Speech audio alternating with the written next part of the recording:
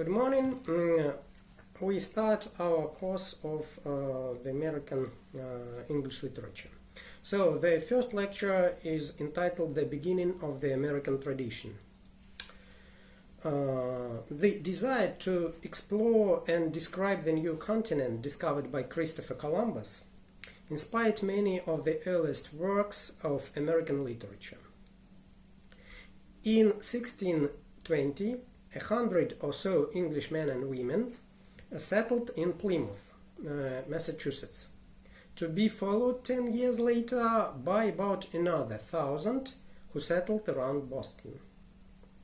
The promise of land, good wages, and some other benefit brought permanent settlers to America, first to the south, then to the north. Their settlements shaped the future not only of American history, but also of American literature.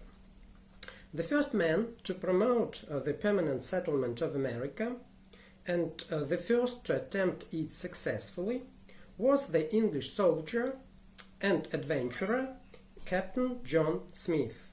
His life was full of adventures.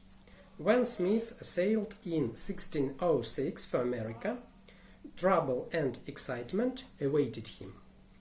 Captured by Indians in Virginia and threatened with death, he was rescued by the leader's daughter. Smith founded Jamestown, Virginia, the first English colony. He gave New England its name. He wrote about his experiences in the New World. His written works include the first English book on America called A True Relation of Virginia, 1608. His most important work was The General History of Virginia, New England, and Summer Isles, 1624. He described his cat and mouse relationship with the Indians. Each looked for an advantage, so that we sometimes have peace and war twice in a day. Europeans idealized America, but he had been there. He had learned that to make America thrive required not fantasies, but patience, a sense of glory of an experienced commander, and above all, hard work. Smith's encounter with America ended in disappointment. The company that sponsored his voyage to Virginia replaced him as commander, and for his efforts awarded him Smith's Isles, barren rocks.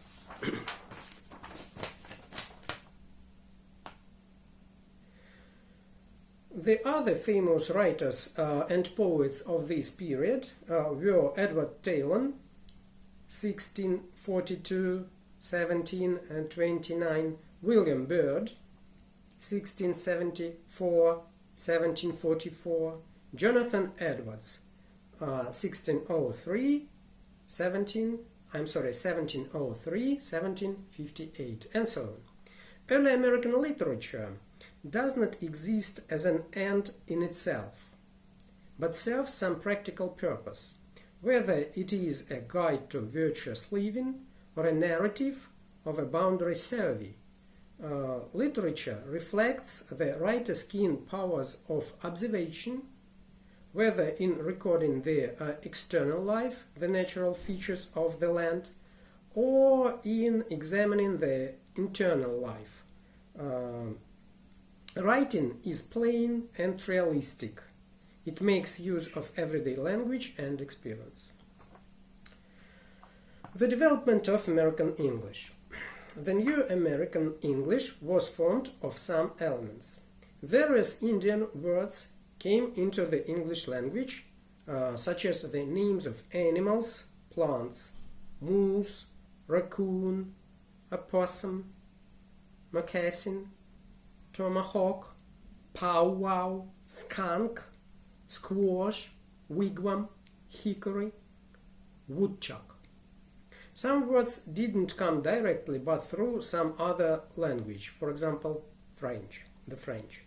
Some words were borrowed from other Europeans, from the French, Spanish, Dutch, German, like pumpkin,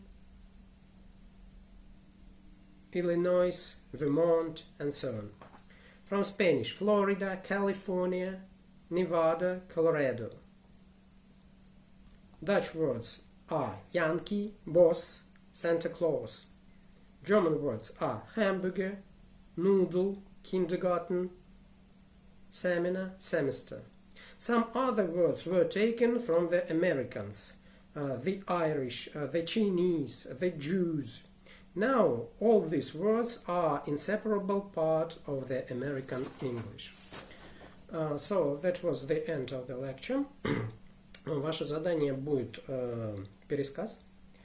Пересказ вы записываете на видео и отправляете в нашу группу. Значит, два момента во избежание некоторых недоразумений. Первое. В начале пересказа вы мне свои ушки показываете и пересказ с закрытыми глазками. И второй момент, вторая часть задания, эта лекция должна быть записана от руки, конспект лекции сфотографирован и выложен в группу. Ваш Александр Андреевич прощается с вами.